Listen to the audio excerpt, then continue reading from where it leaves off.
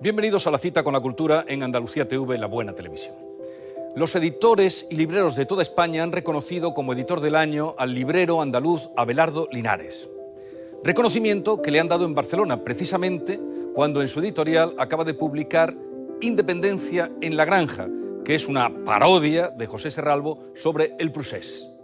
Abelardo es conocido como el hombre de los libros, pues su pasión bibliófila le llevó a comprar 1 millón de libros en Estados Unidos, que desde allí se trajo en barco para llenar 3 naves industriales del polígono de Santiponce.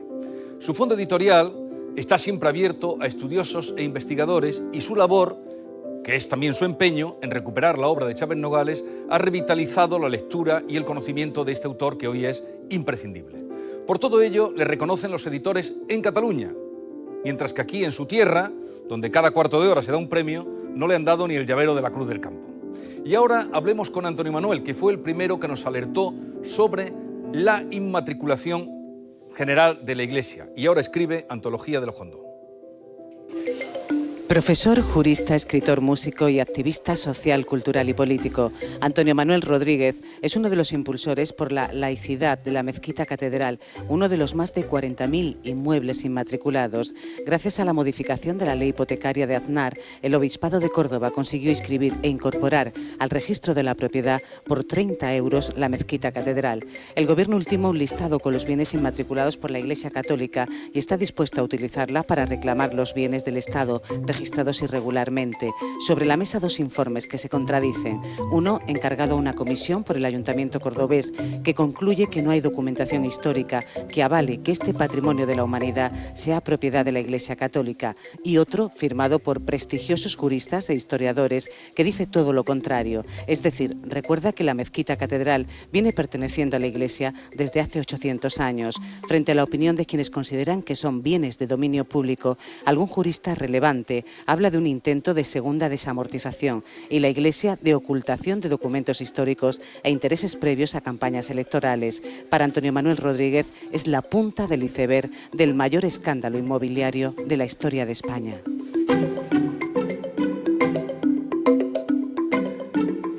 Antonio Manuel, ¿de quién es la Mezquita Catedral de Córdoba? Es del pueblo, es de Córdoba, de Andalucía y de la humanidad. ¿Y eso dónde está escrito? Está escrito en la memoria del pueblo, está escrito en el aire, está escrito en la conciencia colectiva, porque siempre fue un bien de dominio público que ha pertenecido a diferentes formas de Estado, pero que siempre el pueblo entendió como suya. Pero los obispos dicen que es suya. Bueno, lo dice el registro de la propiedad porque accedió irregularmente, basándose en unas normas franquistas que le permitían autocertificarse el dominio como si fuesen notarios y actuar como si fuese una administración pública. Pero es solo una apariencia de la realidad. La realidad es que siempre ha sido y será un bien de dominio público. Como decía esa introducción de nuestra compañera Keka Conesa, decía la punta del iceberg, Antonio Manuel, es que fue el primero que alertó en el 2010.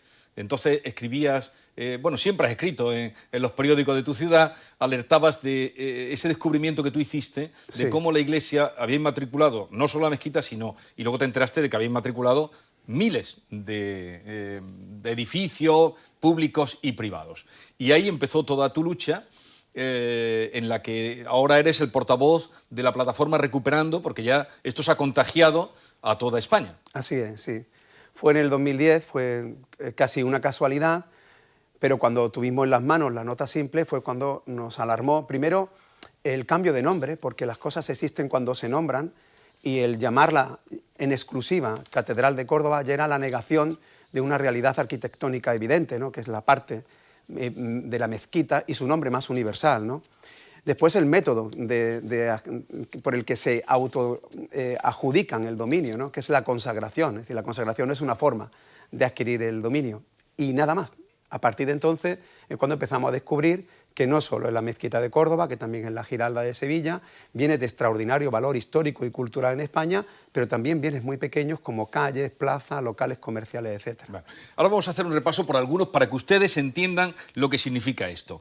Pero, Antonio Manuel, diré que es profesor de Derecho Civil en la Facultad de Derecho de Córdoba, también este año de Derecho Agrario. Sí. ¿De quién es la tierra, Antonio Manuel?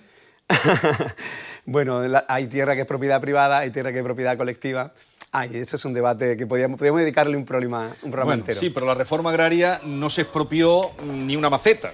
Sí, pero fíjate que... Digo, la reforma agraria de hace sí. los primeros años de la democracia en nuestro país. Es incuestionable que en Andalucía hace falta un proyecto sobre la tierra y sobre la cuestión agraria, pero también Andalucía es pionera, por ejemplo, en la producción ecológica a nivel mundial. Es la primera productora, si Andalucía fuera un estado, sería la primera productora a nivel mundial de producción ecológica.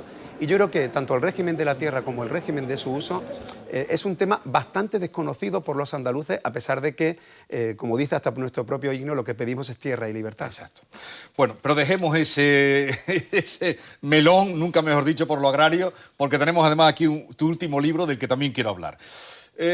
A ver, el gobierno, después de todo esto que habéis liado y la plataforma Recuperando, pidiendo cuentas, ha dicho, lo dijo hace como un mes, que va a hacer pública la lista de los bienes inmatriculados por la Iglesia, que tú le arrancaste a un miembro de la Conferencia Episcopal en un debate que podrían ser unos 40.000. Unos 40.000. Sí.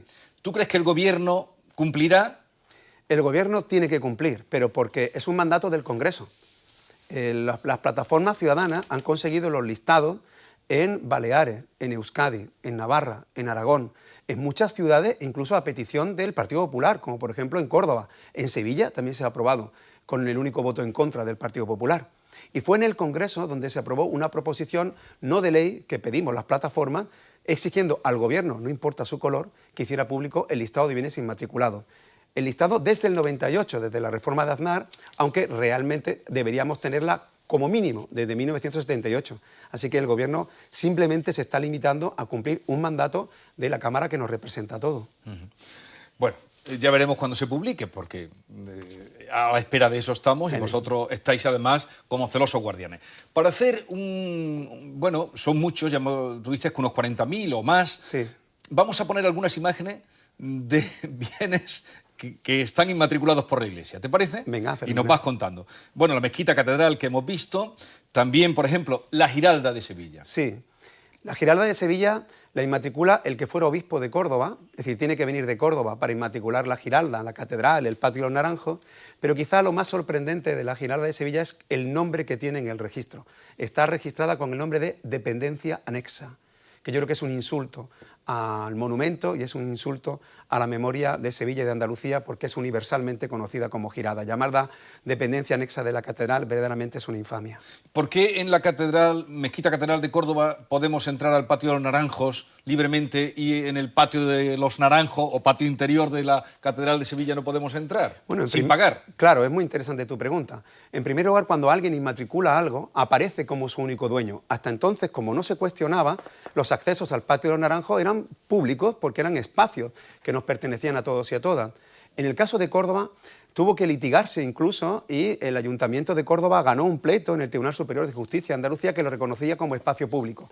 Eso no ha ocurrido en Sevilla, donde desde que se inmatricula, además se ha acercado y se ha privatizado, se ha mercantilizado como la catedral y la Giralda. Como solar anexo. Correcto. A ver, otro que hemos buscado de los que nos vais contando vosotros. Un local de cazadores. ¿Cómo puede ser inmatriculado por la Iglesia? ¿Dónde está ese local de cazadores? Bueno, el local de cazadores, que estáis viendo en las imágenes, está en Posadas, que es un pueblo muy cercano a Córdoba, y es un ejemplo de estos bienes pequeños que, porque no estaban en el registro, la Iglesia Católica en sus diferentes denominaciones, cabildos, archidiócesis, diócesis, arzobispado, etcétera, han inmatriculado.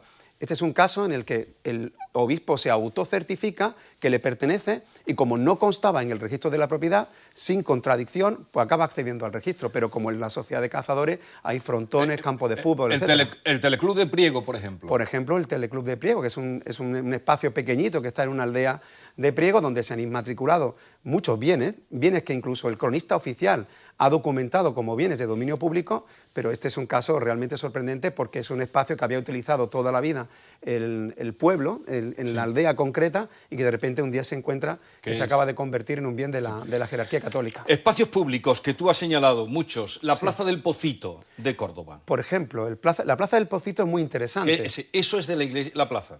Ahora mismo parece que sí. No es, pero en el registro parece que sí. Ya. El caso del Pocito es muy interesante porque esta plaza se inmatricula en 1987, es decir, se inmatricula antes de la reforma de José María Aznar. ¿Y cómo se consigue? Porque se autocertifica el obispo, acude al registro y dice que está registrando la casa del párroco, jardines y otra dependencia. Y en el concepto otra dependencia iba la iglesia, que no podía haber accedido al registro en esa fecha, y una plaza que en total ocupa 4.000 metros cuadrados. La muralla de Artà, en Mallorca. Buah, bueno, la verdad, bueno. Yo es que cada vez que te oigo, Antonio Manuel, Sí. que además lo explica con conocimiento Sí. de lo que estás hablando, Sí. y con pasión, por supuesto, Sí. es que me parece asombroso que Sí, lo de la- esta muralla, a ver, cuéntalo de la muralla. Bueno, pero repito, no es un único caso, hay casos muy similares al de las murallas de Artà. Las murallas de Artà son las murallas que rodean al pueblo, pero que fueron inscritas por la Iglesia como cerramiento privado del Salvador, porque dentro hay una pequeña iglesia. Entonces el pueblo se ha movilizado porque son las murallas que siempre le pertenecieron y el Tribunal Superior de Justicia de Baleares ha reconocido recientemente en sentencia que pertenecen al pueblo y que no pertenecen al Bisbat de Mallorca. Una plaza que también nombras tú mucho, la de San Juan de los Panetes. San Juan Una iglesia, ¿no? Sí, es que esa De iglesia, Zaragoza. esa iglesia es muy interesante por dos razones. Primero, porque está inmatriculada antes del 98, lo cual confirma que el listado que se vaya a hacer público va a ser siempre incompleto. Y en segundo lugar, Pero porque el listado que se va a hacer público llega hasta... desde el 98 Acá, hasta aquí. el 2015. En el 98-2015. Exacto. Pero antes del 98 hay muchísimo porque... Claro, ese es un ejemplo. San Juan de los Panetes es una joya de la arquitectura gótico-mudéjar de Zaragoza, que fue registrada antes del 98, pero que estaba inventariada por el Estado español desde 1933. Es decir, es un bien de dominio público que nadie contrastó, es decir, que los registradores no contrastaron y que el obispo se autocertificó. A fecha de hoy se comprometió a devolverla, el obispado de Zaragoza, pero a fecha de hoy en el registro ese hecho aún no ha ocurrido. Porque los templos, a raíz de la reforma que hace José María Aznar en el año 98, es cuando se pueden inmatricular para la Iglesia, ¿no? Los Exacto. templos. Hasta entonces... Hasta entonces eran bienes considerados colectivamente como bienes de dominio público. Ya. ¿Por qué? Porque habían sido construidos por el pueblo o preexistían incluso a la propia jerarquía católica, como el caso de la mezquita o la Giralda, y que han sido mantenidos por cristianos y no cristianos, y en cualquier caso la Iglesia jurídicamente no existe, es decir, lo que existe son entidades privadas como cabildos, obispados, etcétera, ¿no? Hasta el 98 esa consideración era incuestionable. ¿Por qué? Porque a nadie se le pasa por la cabeza que la mezquita de Córdoba pueda ser vendida, pueda ser hipotecada, embargada o que se pudiera adquirir con el paso del tiempo, ¿no? Lo que hace Aznar es abrir la puerta del registro de los templos de culto, que algunos pueden ser suyos, como si lo demuestran como tú y yo ante el despacho del registro, sí. Pero lo que ocurrió fue que abrió la puerta a un escándalo inmobiliario sin precedentes porque además de inmatricular estos templos, se sorprendieron ante la facilidad y empezaron a inmatricular bienes de toda índole, locales, garajes, viviendas. Solo en la ciudad de Córdoba son 181, de los cuales solo 40 son templos de culto. El resto, es decir, otros 140 son bienes que no tienen nada que ver con un uso religioso. A ver, los muros de la iglesia de San Bartolomé, ¿por qué específicamente inmatriculan los muros de la iglesia de San Bartolomé? Sí, realmente a mí todo esto me sorprende muchísimo. Yo creo que es porque no estaban en el registro, es decir, hay una operación urbanística en la que hay un rastreo catastral y todo aquello que no estaba inscrito pues empiezan a autocertificarse y a inmatricularlo. Este es el caso que también afortunadamente han perdido y el pueblo ha recuperado lo que siempre le perteneció. Bueno, vamos a hablar un poco de tu último libro, en tanto que vemos qué pasa a la espera de esa publicación que va a hacer el gobierno, a ver si cumple, y nos enteramos realmente de lo que tiene inmatriculado la Iglesia. Si me permite brevemente, dos cosas. Esto no es un debate religioso, esto es un debate jurídico y patrimonial, porque es escandaloso que en España haya ilegalidades en masa, igual que las cláusulas suelo. Es decir, que todo esto ha ocurrido... Me estaba acordando yo de las cláusulas suelo. Que es un caso muy parecido. Es decir, esto es una ilegalidad que ha confirmado el Tribunal Europeo de los Derechos Humanos. Y luego es un debate patrimonial, repito, no religioso. Hay un manifiesto firmado por 100 medievalistas, los más importantes de todo el planeta, certificando la naturaleza pública de la mezquita de Córdoba. Esto es una causa firmada por más de 400.000 personas, de los cuales casi 1.000 son intelectuales de primera magnitud, y no tiene nada que ver con una cuestión religiosa. Nadie está debatiendo el uso religioso ni la posesión de los templos, sino cómo se ha permitido la apropiación indebida de miles y miles de edificios, inmuebles en España. Sí. Hasta un prado, bueno, es que son tantas cosas, ¿no? Sí. El prado de... Sí, prados, campos de fútbol, cementerios como el de Cartagena. Sí, sí. El de la Este es de Galicia. Ese de Galicia, que además pertenecía al pueblo, que le había comprado el pueblo. Pero bueno, es que el escándalo es tan abrumador. Hasta un cementerio en Cartagena, bueno, cementerios varios, ¿no? Sí. Pero en Cartagena están revendidos los nichos, ¿no? Y yo creo que el derecho a ser enterrado es un derecho universal y es un servicio público. A nadie se le pasa por la cabeza que tengas que pasar por el filtro de una entidad privada para ser enterrado. Pero, esto no tiene nada que ver con lo que Cristo predicaba. Yo creo que no. Yo creo que no. Y yo creo que es un debate externo e interno también por parte de la propia Iglesia Católica y de los propios creyentes. Esta causa está respaldada, por ejemplo, por todos los cristianos de base de España, es decir, por redes cristianas populares, por comunidades cristianas. Es decir, la comunidad cristiana se abochorna de esta codicia de la jerarquía católica que no es la Iglesia. La jerarquía son algunos de sus gobernantes.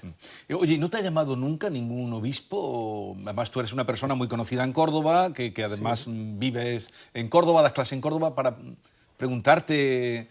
No me ha llamado y la verdad, yo quiero dejar claro que como no es una cuestión religiosa, nuestros interlocutores como ciudadanos no son la jerarquía católica, son las administraciones públicas. Estáis pidiendo cuenta al gobierno. A las administraciones públicas en general, que tienen que velar por la defensa de lo que es dominio público. Sí. Aquí nadie está diciendo que se le quite nada a la jerarquía católica, sino que las inmatriculaciones son nulas, que vuelvan a su estado original y que si la jerarquía católica entiende que un bien le pertenece, pues que vaya como tú y como yo, y lo demuestre, y lo inscriba.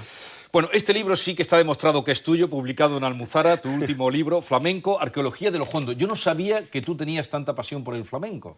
Bueno, el flamenco es que es una alacena de los sentidos y es una biblioteca de la memoria de Andalucía, y yo creo que rastrear las esencias de los flamencos nos permite también conocernos mucho a nuestro pueblo y conocer sobre todo nuestra alma, ¿no? Eso es lo que yo he encontrado, que tú aquí vas buscando el alma del flamenco a través de las palabras. Sí, porque... Podría ser, digamos, un subtítulo de este ensayo que has hecho. Fantástico, además lo has definido perfectamente. Yo soy de los que piensan que las cosas existen cuando se nombran y solo cuando se nombran existen. Es decir, que el primer acto social y jurídico que se realiza con un ser humano es el nombrarlo, para que tú te conozcas a ti y puedas ser reconocido por los demás. De forma que si buceamos en el origen real de las palabras que están en el entorno de los flamencos, encontraremos el momento fundacional de los hondos.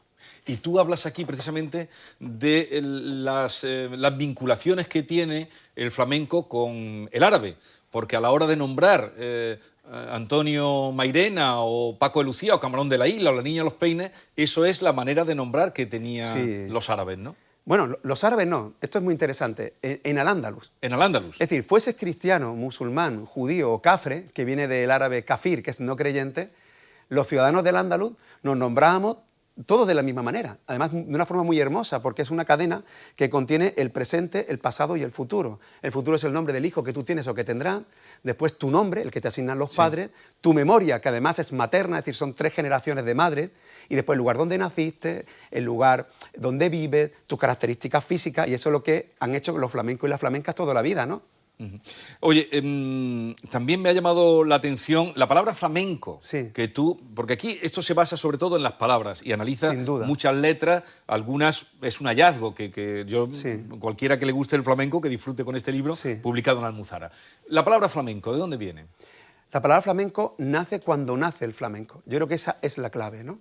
Si las dos palabras que definen lo hondo son ay y ole, ay es el dolor, y ole es el nombre en árabe de Dios, es Allah, que pronunciada como se hablaba en Al-Ándalus, con imela, la imela es tender a pronunciar la A como una E. Entonces ya no es Allah, es L.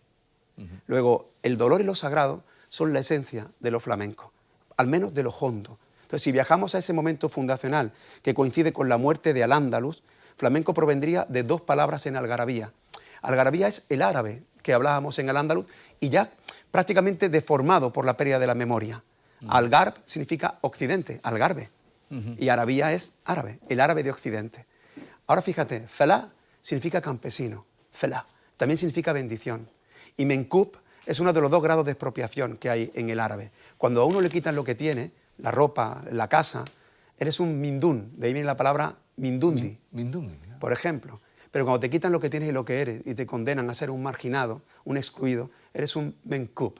Fela menkup, flamenco, inicialmente era la persona y después se convirtió en este patrimonio inmaterial de la humanidad. Bueno, me deja... También me ha llamado la atención de los cantes, porque Sí. de dónde viene petenera, Sí. de piedra... De piedra negra. De piedra negra. Claro, porque no solamente hay palabras que provienen directamente del árabe, algunas se mantienen prácticamente en formol. Lo que pasa es que desconocemos su origen. Yo suelo poner el ejemplo de la Sala de la Barca que hay en la Alhambra, ¿no? Todo el mundo ha visitado la Alhambra y ve la Sala de la Barca, que es la antesala a la Torre de Comares, ¿no? Pero no es de la barca porque el techo tenga forma de barca, sino porque en las paredes pone baraka. Es la sala de la baraka, de las bendiciones. Entonces, claro, hay muchas palabras que están encriptadas en esos sonidos. Por ejemplo, soleá, de salá, o siquiría, que viene de borrachera, de éxtasis, de cuando tú divorcias el cuerpo del alma, ¿no? Pero también hay palabras que provienen del propio castellano, aunque la tradición sea islámica, judía o cristiana, que es el caso, por ejemplo, de petranera, que es la piedra negra, que es la donde se contienen todos los males de la humanidad. Por eso da malfario y por eso no se quiere cantar. Bueno, pues flamenco, arqueología de los Hondo. Qué bonito Toma lo que nota. está diciendo, Y estaba- sobre todo la búsqueda de la palabra. El origen del flamenco lo lleva escrito en su nombre. Y esa es ahí donde entra Antonio Manuel. Que no crean que es un tratado ni de críticos, sino de la palabra. Bueno, ya llega el turno de Charo, que es la que manda. Antonio Manuel, bienvenido de nuevo. Hola, Charo, ¿qué Qué tal? Qué interesante. alegría. Que me ha gustado lo de Algarabía, ¿eh? Sí. Va a haber Algarabía cuando se vea esta entrevista, seguro. Bueno, vamos con nuestro cuestionario, Antonio Manuel. Respuesta breve. ¿Desde cuándo no se confiesa? Yo creo que como la inmensa mayoría de los andaluces, desde hace muchísimo tiempo delante de un confesionario, pero yo me confieso todas las noches. Si Dios existe, ¿es de derechas o de izquierdas? Yo creo en el Jesús de los tobillos sucios. ¿Qué pecado le produce mayor indulgencia? Mentir por amor. ¿Y dónde hay que tocar al ser humano para que espabile? Ay, mira, los hermanos Cava decían que a los andaluces no se le ata por el cuello como a los bueyes ni a los pies como a los esclavos, sino por el corazón. Yo creo que es el corazón, el órgano que hay que tocar para que los seres humanos reaccionen. Antonio Manuel, si tuviera la oportunidad, ¿qué le gustaría inmatricular a su nombre? ¿Qué objeto? Algo, no sé, puede ser desde, no sé, Pues mira, sería algo un inmaterial. libro o algo así. Algo. Sería algo inmaterial. Me gustaría inmatricular la memoria de Andalucía. Bien. En este momento, ¿quién es para Antonio Manuel una persona cuerda en este país? Qué pregunta más difícil, ¿eh? Pues no sé. Bueno, pues no sé, es muy difícil. Bueno, por citar alguno, Emilio Lledó, por ejemplo. ¿La palabra más hermosa oída en un cante? Para mí hay el dolor. El cómo se ha mantenido intacto el dolor como una señal de que el flamenco nació cuando hubo un trauma tan brutal en este pueblo que todavía le duele. ¿Y una letra, una letrilla para enmarcar? Para mí la soleada de los niños de las Peines de fui piedra y perdí mi centro y me arrojaron al mar y después de mucho tiempo mi centro vine a encontrar. Porque es un monumento al sufismo y que ha mantenido la memoria popular sin saber lo que estaba diciendo. Y fíjate qué letra más hermosa, más profunda, más trascendental, que ha mantenido intacta casi en formol, porque en el fondo el alma y la garganta son los yacimientos más difíciles de expoliar. ¿Su mejor momento del día? Pues cuando quizá abro los ojos y beso a mi esposa en la cama y a mis hijos y me descubro vivo, ¿no? Y Antonio amar. Manuel, ¿a qué hemos venido al mundo? A amar, hasta que nos estallen las costuras del corazón. Está bien. Pues ya después de esto, Ya. amén. Apaga y vámonos. Amén. Oye, ha sido un grandísimo placer. Dejamos este libro reseñado y el compromiso de que volveremos a encontrarnos en cuanto que podamos. Muchísimas gracias, la verdad que es un placer volver aquí. Gracias, Antonio Manuel.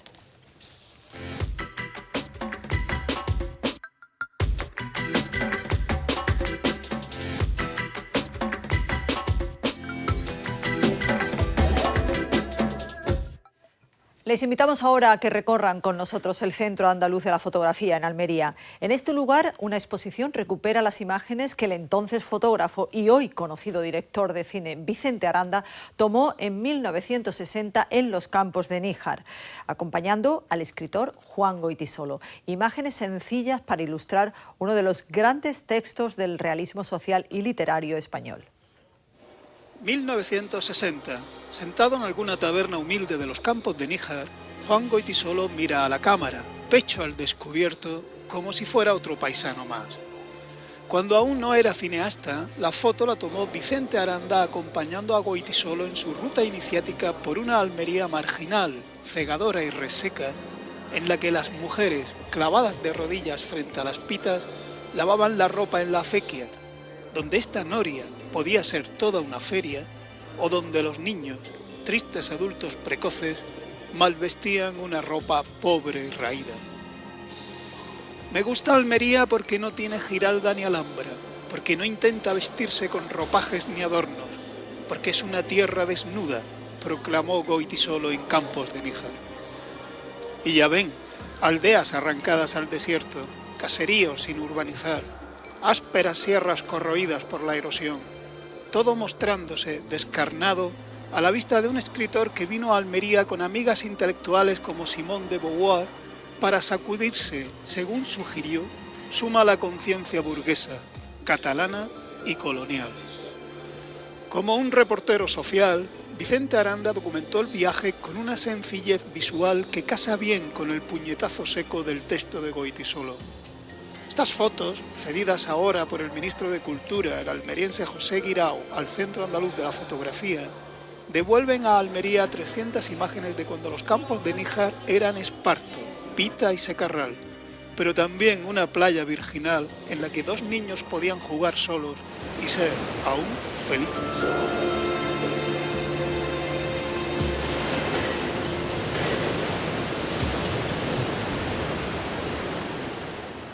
Iniciativa solidaria para llevar libros a las zonas más deprimidas de la India rural. Se llama Bibliobús Anantapur y es un proyecto de la Fundación Vicente Ferrer ideado por profesionales de varias bibliotecas públicas de Andalucía y financiado por distintas entidades bancarias. Es una biblioteca móvil con una amplia colección de libros. Con ella se pretende acercar la lectura a aldeas del sur de la India, zonas donde viven personas en riesgo de exclusión social, pero con muchas ganas de aprender. Libros en el idioma local, telugu, y también en inglés. Es el proyecto Bibliobús Anantapur de la Fundación Vicente Ferrer. En él han participado profesionales de varias bibliotecas andaluzas. Hay un pilar que es la educación. Este es el fundamento de esta gente, de estas personas que están marginadas, de salir de la oscuridad, ¿no?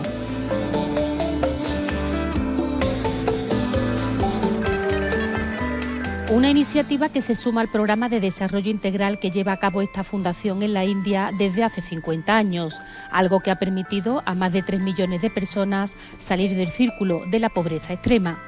Gracias al pueblo de España, todo el pueblo español, y a Andalucía, que es una comunidad muy solidaria, ¿no? Pues estamos logrando que miles y miles de personas estén saliendo de este pozo tan hondo que es la pobreza extrema. En la India, más de 400 millones de personas no ganan ni €1 al día.